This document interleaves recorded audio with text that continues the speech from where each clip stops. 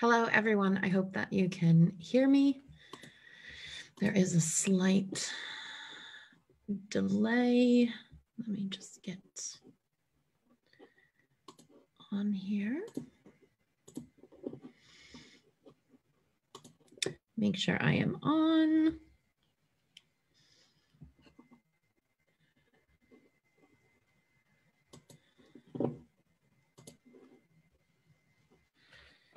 And we will get started.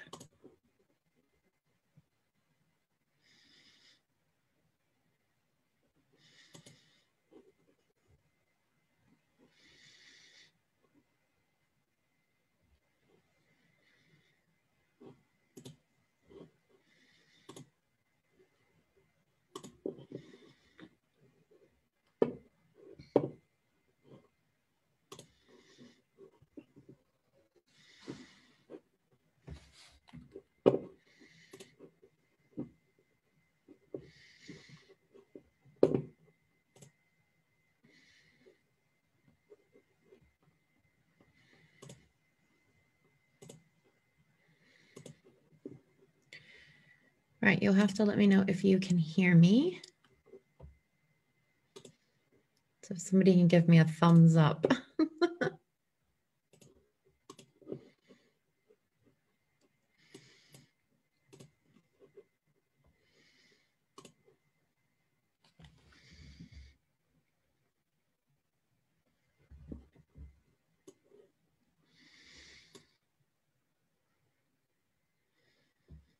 Let's make sure I am here. Okay. I think there's a small delay, but we will get started. So today I'm going to be talking about how to handle frustration in your dog and in yourself. Now, when I say yourself, it relates to your dog. So I am not a human coach to an extent, but it's just to give you some ideas of things that you could do to help reduce the stress or frustration that you feel around your dog or when you're training your dog. Let me introduce myself. My name is Renee Rhoades, and I am a training and behavior specialist. I am the owner of R+ Dogs, and I have been training professionally now for about 3 years. Before that, I was a veterinary nurse, and before that, I volunteered and worked in rescue organizations. Right, we will get started. So the objectives of this presentation: to understand what frustration is, to understand, is it ever a good thing? We often think of frustration to be something bad. And can it be a negative? So do we have negatives with frustration? Like I just said, oftentimes we do think of frustration as a negative. Learn how to manage it for your dog, and learn how to manage it for yourself. Again, that has to do in relation to, the connection that we have with our dogs. So hopefully by the end of this webinar, we'll be able to hit all of our objectives. So what is frustration? Frustration is the feeling of being upset, annoyed, and it's often as a result of being unable to change or achieve something. So the prevention of progress, success, or fulfillment in something. So I would like you to just take a minute and think about times when you might get frustrated outside of training your dog, just in general. And then once you've done that, take a moment to think about times when your dog has gotten frustrated. So does everyone have an idea of a time that they were frustrated and a time when their dog might be frustrated? So I'm going to give you some examples. So when we experience it, so often when something is too difficult, it can be very frustrating. I know myself, if I don't understand something or it's too complicated for me, I can often get frustrated. So my frustration kind of level is very low. I like things to be relatively simple or simplistic in the sense, and then gradually maybe get more difficult. So I always start with kind of a foundation of something, and then I want to be able to gradually build. So when something isn't working as it should, that can be incredibly frustrating. If you've ever worked on a computer, or you've gotten a new phone, or even if you've had your phone for a while and you go to do something which you've done hundreds of times before, and the computer says no. So you're like, oh, why is this not working? Or equally, when you're feeling tense and you need something to be working in the moment that you're asking it to be, working, that can be extremely frustrating as well. So when we're restricted, delayed, or bored, that can be a very frustrating experience for some people.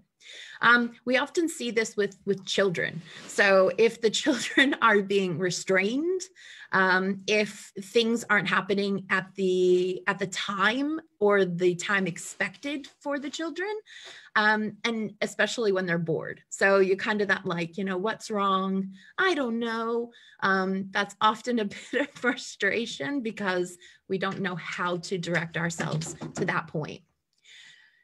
So learning something new, this can be an extremely frustrating process. Like I said at the beginning, when something's too difficult and you're trying to absorb that information, it can be very frustrating. So when we're learning something new, we generally have a lot of frustration going on. And that's just natural. Our brains are trying to take in, they're trying to process, we're trying to kind of compartmentalize things. It can be a very, very stressful time. And then also seemingly random day-to-day events. Now, we all know, things don't just kind of appear out of nowhere. Usually with these day-to-day events, there's been something at some point which has caused us to maybe not have such a great day, or feelings like we're not having such a great day. So that's why I said seemingly random day-to-day events, because as we know, there's always a reason for something, even if we're not completely aware of it. So when we see it in our dogs, so just based on what we were saying before, sometimes when things are too difficult, so I'm pointing at the Kong, we often try to, when we're trying to enrich our dogs' lives, or we're trying to, give our dogs something to do, we can make activities too frustrating, so too complicated. The first time that a lot of our dogs maybe experience the Kong, we've stuffed a bunch of peanut butter in it, or we've stuffed those treats in, as many as we can cram inside. And for the dog, if they have never experienced a Kong classic, or if they've never really experienced anything like that before, that can be very frustrating for them. Other dogs will take to it immediately. So other dogs will, get that Kong stuffed full of peanut butter, and they will really go for it. So we always have to be careful with our dogs that we're not making things too complicated. The point with enrichment especially is for things to be fun, not frustrating. And that's something that I often tell clients, or just, general, the message is fun, not frustrating. So, other chews and things, if our dogs are chewing on them, sometimes they can experience a little bit of frustration. So if the chew is maybe something like a nylabone, or something that is, again, like the Kong, where they're not getting something out of it, you can have some frustration with that activity. So this is an ostrich bone, that lichen is chewing. And the reason why I included this picture is because he was kind of making a whining noise, like a low whining noise, while he was eating it. And I think that was because he wasn't getting enough of it off while he was chewing it. So even though he was getting something from the bone, it wasn't enough for him. He was being delayed. He wanted more and more and more from it, and that just wasn't happening. And again, when we're delayed, when we're bored, when we're restricted. So he is actually sleeping in this photo. He was very relaxed, but there are times when we need our dogs to take a rest, take a break. Especially with puppies, we need to make sure that they're getting enough sleep. And sometimes the puppy doesn't want to sleep. So they don't want to go in their pen. They don't want to go in their crate. And we can experience some frustration with that. And this one is him on the, on the beach. So this happens with him digging, usually when we are standing still. So another one where he's being a little bit delayed and he doesn't necessarily, the thing that he wants to do, which is move on, isn't happening. So he starts to dig in the sand kind of furiously. So for him, this is how he kind of self-soothes with that behavior. So he will redirect himself to the sand. So another place that we see it quite often is in our training. When either we're restricting our dogs on lead and we're asking them to, walk nicely with us, when we're asking them to wait, so we're, working on that kind of impulse control, and just in general training. So maybe the treat doesn't come as quickly as the dog is expecting, or maybe our clarity isn't good. So we're asking the dog to do something that maybe they haven't done before, and we haven't been too clear about the criteria. That can be incredibly frustrating for the dog. And I've put here learning something new, because that's often what happens is we start to teach our dog something, or equally, we change the rules on our dog. So we have behaviors that may be like jumping up. Some people change their mind about jumping up. So you might have, when your puppy is young, it's very cute, you're cuddly, oh, the puppy jumps up, that's fun, we're going to cuddle them. And then the puppy starts to get bigger, or the puppy starts to get muddier. And then we go, actually, we don't like this jumping up anymore. Now for the puppy, nothing's changed. They have gotten reinforced for jumping, everything at that point has been good for the human, really, really fun. And then one day we just go, nope, not doing it anymore. So that can be incredibly frustrating for the puppy. They're not quite sure, what do you expect of me? What is expected in this interaction? So learning something new is both when we're training our dogs, but also when we've kind of changed the script on them, and we have changed our behavior, but not been very clear to them about what to do instead. So different kinds of categories of frustration. So we have kind of that general frustration. So again, displaying signs of frustration regularly in various aspects of their daily life. So this can be when they're training different things. This can also be, just day to day when our dogs are in the house. A classic kind of one is the postman. So that can be a little bit of barrier frustration, but that can also be a day-to-day event that is happening. You also see kind of grumpiness or moodiness with dogs. So that can be something where we look at general frustration, like overall the dog is highly kind of reactive to something. And we're like, oh, what's going on? He seems to always be in a little bit of a mood, or he seems to always be intolerant of something happen, maybe something that's happened before, or equally something that's never happened before, and there's a very quick response from the dog. So we have barrier frustration, perseverance. So perseverance in trying to achieve a specific goal despite the presence of a physical barrier, and when at such time the dog is difficult to distract or interrupt. So we often see this with fences, and that is people let their dogs outside, and the dogs go, or maybe you have a dog next door, or people passing by at the end of the fences, and the dog goes and they're, bah, bah, bah, bah, bah, bah, bah. Even if it's a neighbor, or maybe they've met that dog before, We have that barrier, which is keeping them from getting to the thing that they want to get to.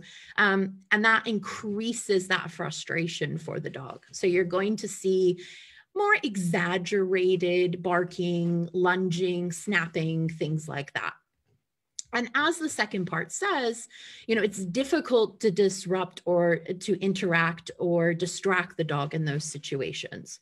So often, even if a dog has a really great recall, let's say, and they're in the yard and they're starting to bark at the neighborhood dog or bark at the person passing with the dog, we really try to, Fluffy, come inside, what are you doing? Stop it. And the dog is just, they're engaged in that activity and they hear you, but they're not registering you because that frustration level is so high and they are very fixated on what they're trying to do. So unmet expectations is the next one. Struggling to cope in situations where an expectation is not met.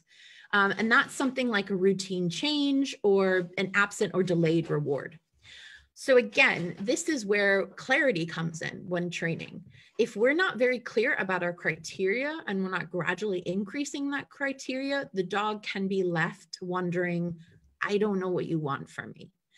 Again, equally, if we've changed the script on the dog has no idea because traditionally what has happened is no longer happening. So it's very difficult for our dogs to understand what exactly is going on. Moving house can be one of these. So that change in routine, the pandemic, how we were, kind of at home a lot, or equally, we've changed our routines now and we're starting to go back into normality. This can be a time when we see frustration in our dogs. Some people see this when they're leaving the house. So during the pandemic, if you didn't leave too much, you now could be experiencing, a little bit of frustration from your dog if you need to put them back inside maybe their crate or pen. And it may not necessarily be separation anxiety. It may be something related to being restricted or that change in routine. So autonomous control, displaying problems which may include aggressive behaviors when there's a loss of freedom to act independently due to restraint or confinement. And when there are threats to resources such as territory, food, or toys. So this is another one where we're talking about the loss of freedom. So the dog is restricted in some kind of sense. And this is something like going to the vets potentially and being held for a blood draw. It can be being on lead. So again, you're having a dog who is restricted in their movements. Even so much as a little bit of maybe petting our dogs, so hugging our dogs, that physical restraint.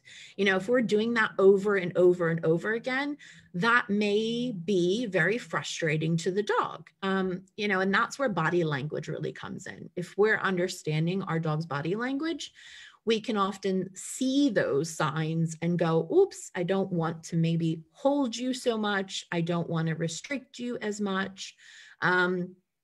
And equally, you can have a little bit of that with barrier frustration.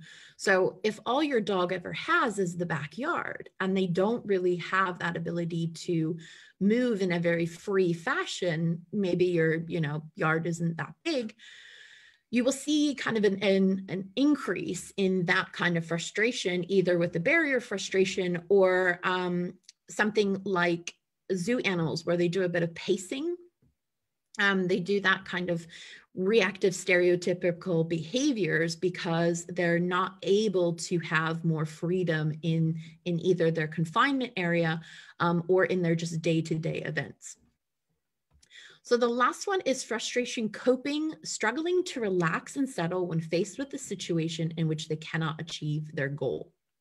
So this one kind of relates into anything where the dog was chewing. So the photo of Lycan where he's chewing. Chewing is and can be a very relaxing behavior for the dog.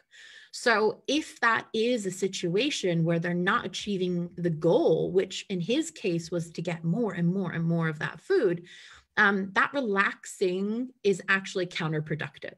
So he's not actually having a relaxing experience. He's having more frustration than he is being able to settle into that activity.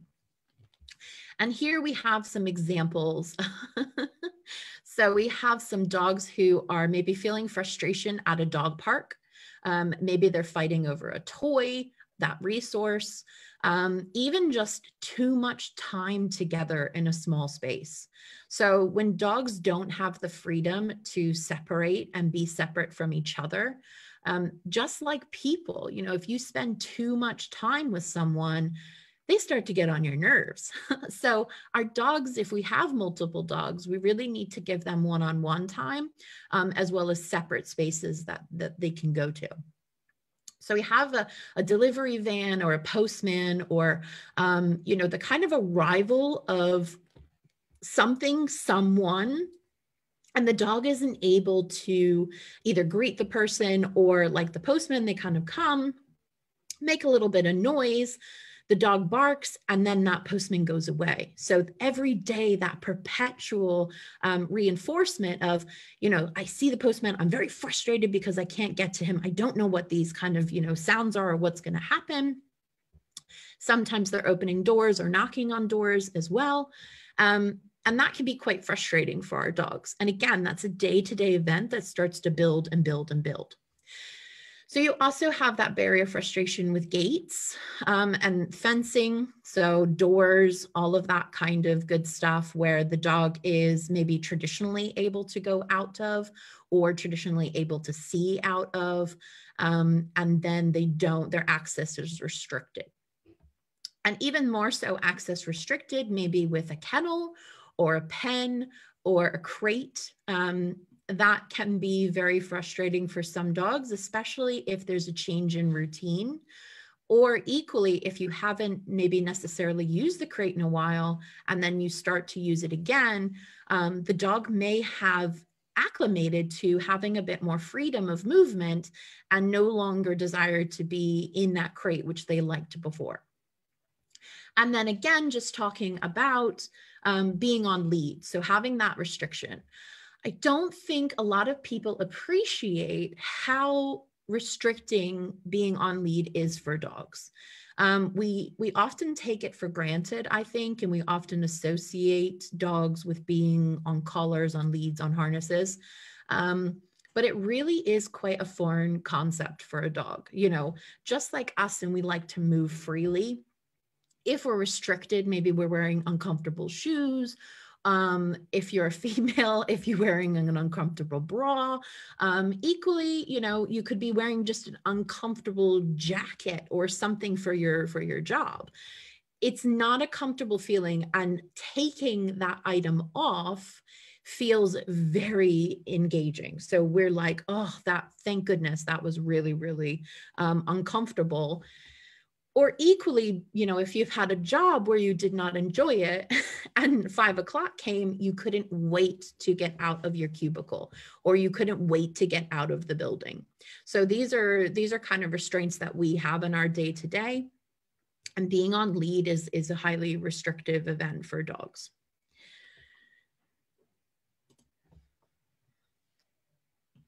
Okay, so is it all bad? No, the short answer is no, it's not all bad. So just like us, some frustration can be useful as it can help to motivate your dog. And as always, anything that is in excess needs to be examined. And what I mean by that is if you think that the frustration is on some level detrimental to your dog, that's something to look at. Also, if you know your dog is injuring themselves, so some dogs say in a crate situation, they can start to bite the bars. They can start to claw at the door. They can claw at the bottom of the crate. They could, you know, ram themselves into the crate. So That is frustration that is not good, obviously. But you can have some frustration either in training events or day to day, which helps to motivate the dog in order to push them further. So one of those ways is in training, you might be asking your dog to do something fun. So maybe engage with something, free shaping, for instance. You might present something to the dog. The dog's a little bit confused. They're not quite sure what to do. If that frustration isn't too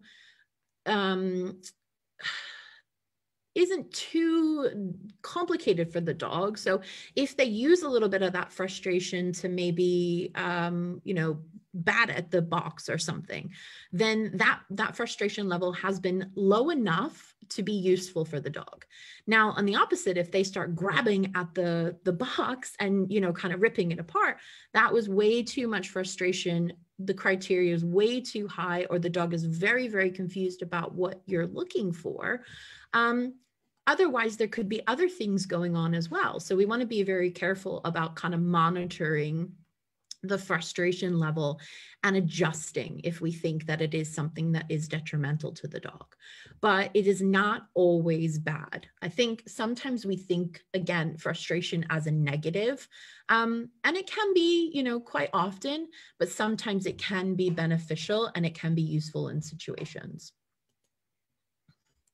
So what to do about frustration. Now, this area is talking about your dogs, and then we will go over you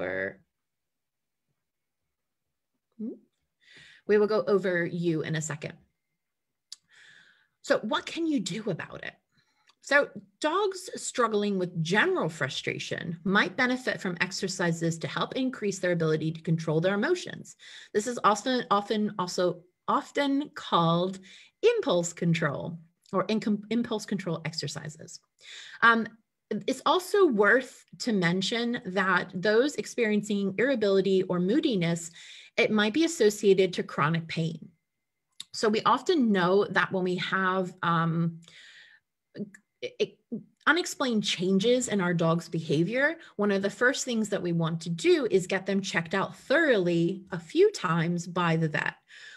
Even, so much as going, if you think that it might be an issue or potential issue with mobility, going to someone who is a specialist, maybe an orthopedic specialist, and having that dog looked after.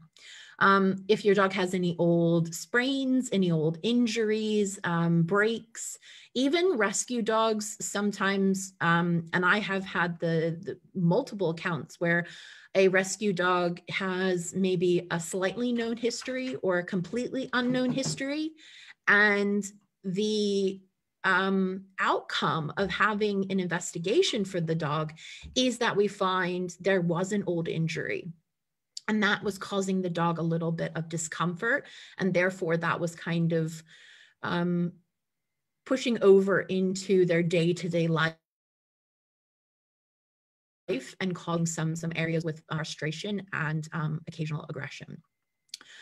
So always if there is a change in behavior, always get your dog checked out by the vet a few times, both internally, externally, so blood work.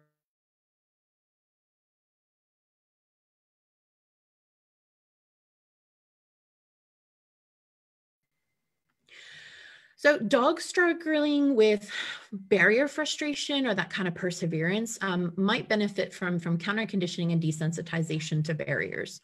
This can also be changing the environment. So sometimes when we have dogs who maybe are barking out the window excessively, or maybe not even excessively, but it might seem excessively to the human, causing some kind of visual barrier, like a window film or even sometimes the blinds. I mean, dogs are not dumb.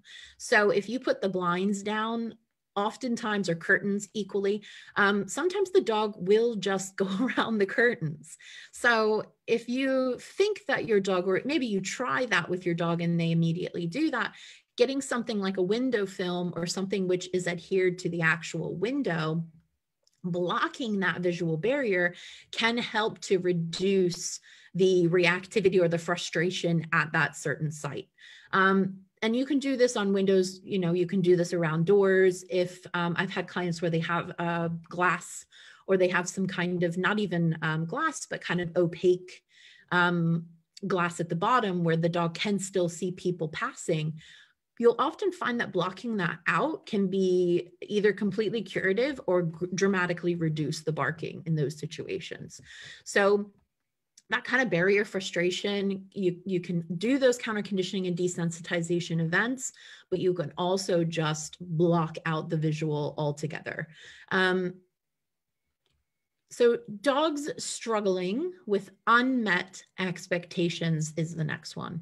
And they might benefit from creating positive associations with change. So often this is something like, if you've ended a training session and you know that your dog starts to get frustrated, maybe they start to jump up, maybe grab your hands, grab your clothes, doing something like scatter feeding. So go ahead and scatter some food on the ground, maybe a high value food to start off with, so that your redirection aim might be positive enough that the dog will do that.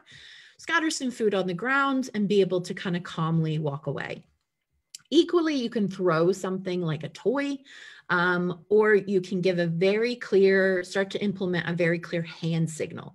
So something like hands up, done, and letting the dog know that you're no longer engaging. Something that I teach and something that I use myself is something called enough. And then it's also followed by a thank you. So enough for me is where the dog is no longer engaging with either me or a toy. And that is signaling the end of play. Now, the way that I have trained this is through very small, short sessions of play with the dog, and then redirecting the dog, and also capturing when the dog is calm. So if we're playing and it's a very short session and I say enough and I stop, if the dog stops, I'm going to reward them. If the dog is still kind of going and wanting to play, I will redirect them to the ground with some nice high value food.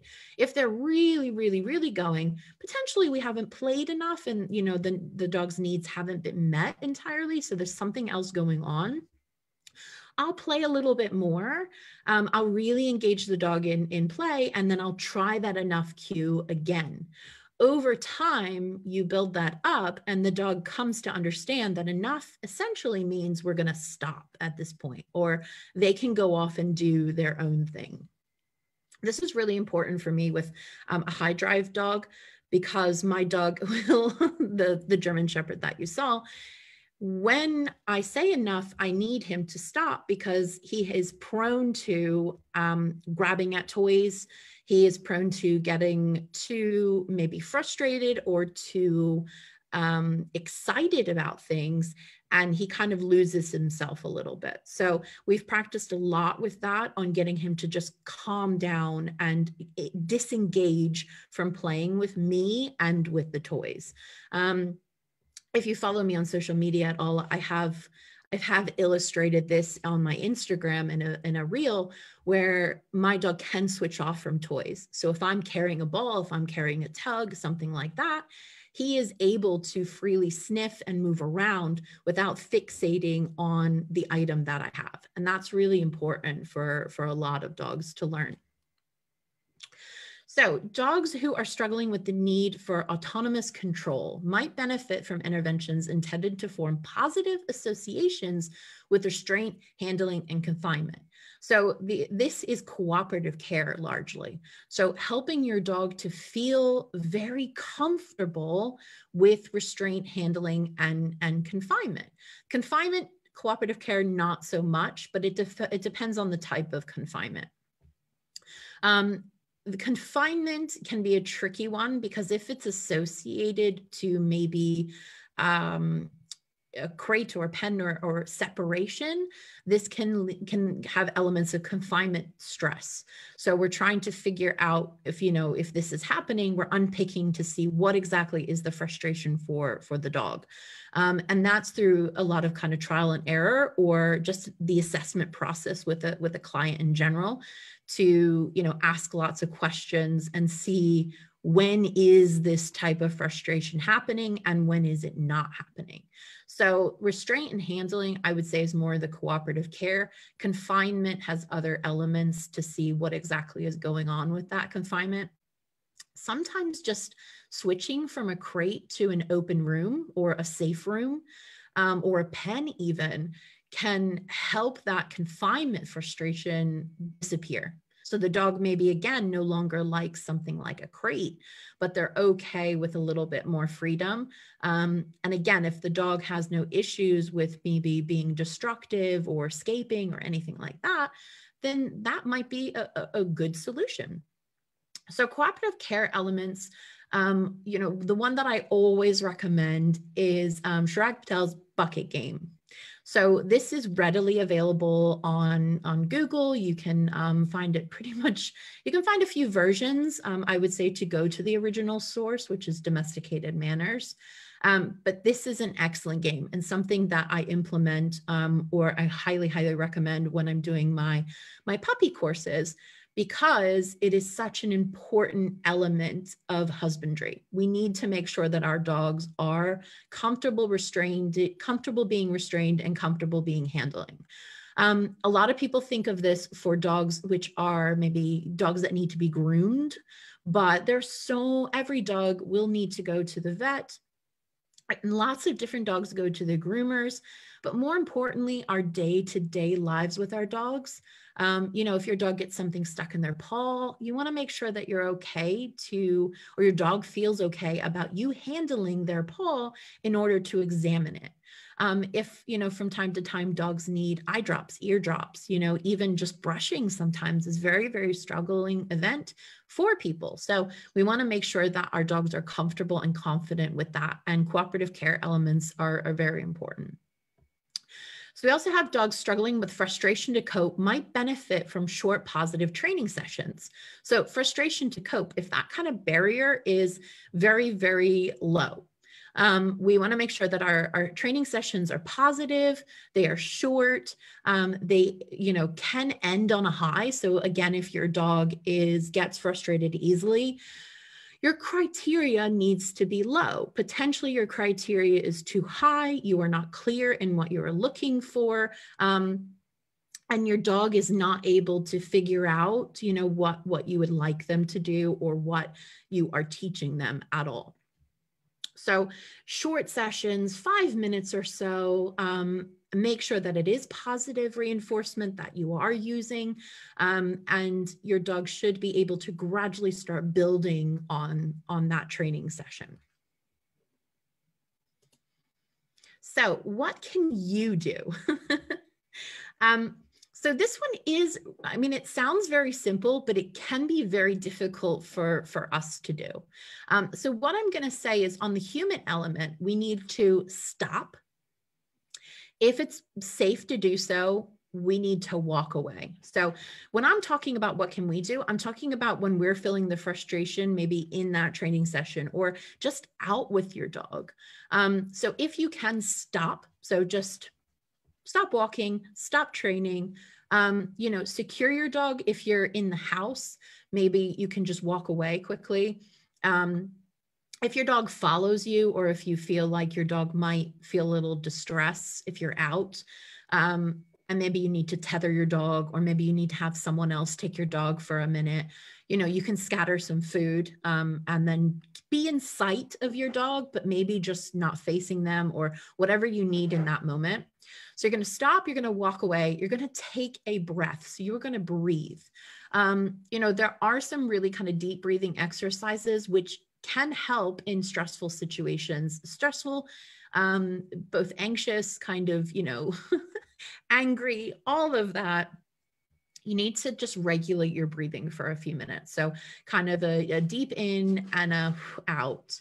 And then you need to revisit the training if you feel like you can. So if you've calmed down enough and you feel like, yes, okay, we can continue, revisit, go back and try again.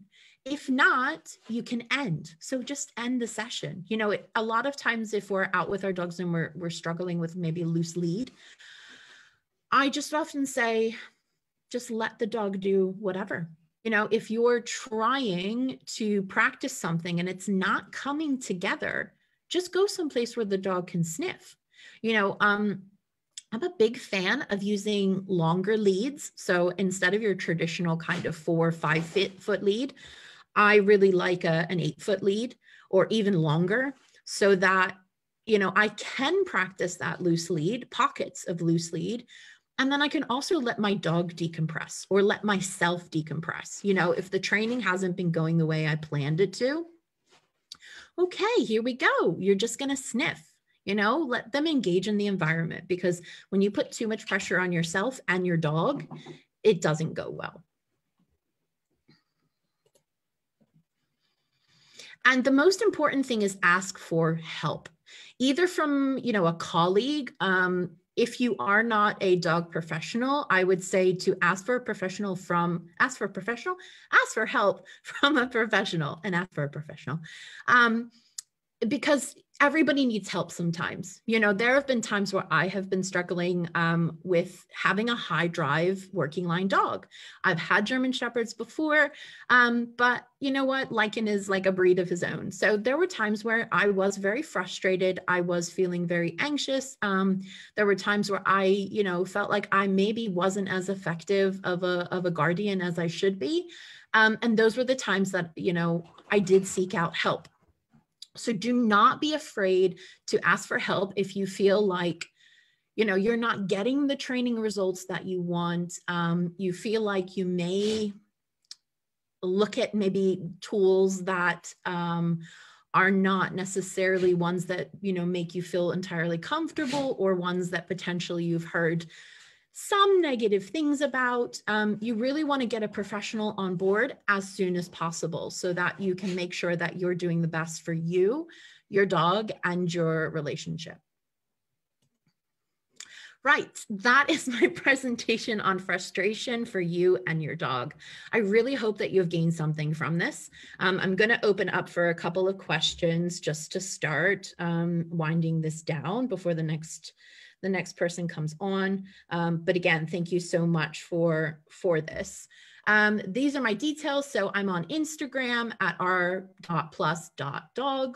I'm on Clubhouse at r+dogs. I'm on YouTube at r+dogs, and I have a podcast which is called the Dog Logical Podcast. You can find me. I am on Anchor, but I'm also on every single streaming service, so iTunes, Spotify. We answer some questions. Our kind of thing is tips, tricks, and busting myths. And we have a new episode that comes out every week. So there are some really great episodes for you to listen to if you haven't listened to before. This is my website, so r+dogs.com. It's training behavior specialist, and I am largely a virtual trainer, professional. So virtual consultations are absolutely available. So again, thank you so much for joining me, and I will be opening up to questions.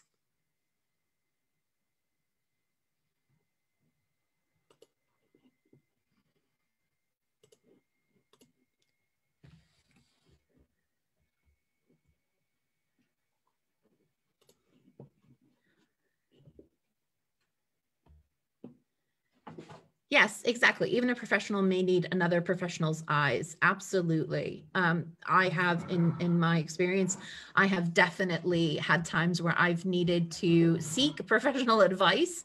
You know, we often think as professionals, we can kind of do it all, or we can really, we should know it all. And that's just not the case. There is no one in any line of profession who knows everything about everything. Like right now, my dogs are playing. This is live. Right, I'm just going to check to see if we have any more questions.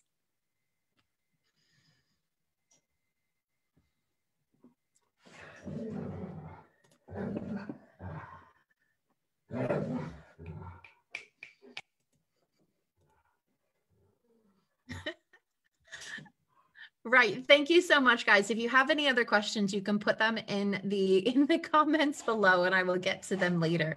But I hope you enjoy the rest of your conference, and I'll be presenting again on, when am I going again? I am going to be here March 27th at 12 o'clock. So enjoy the rest of your conference, guys. Bye.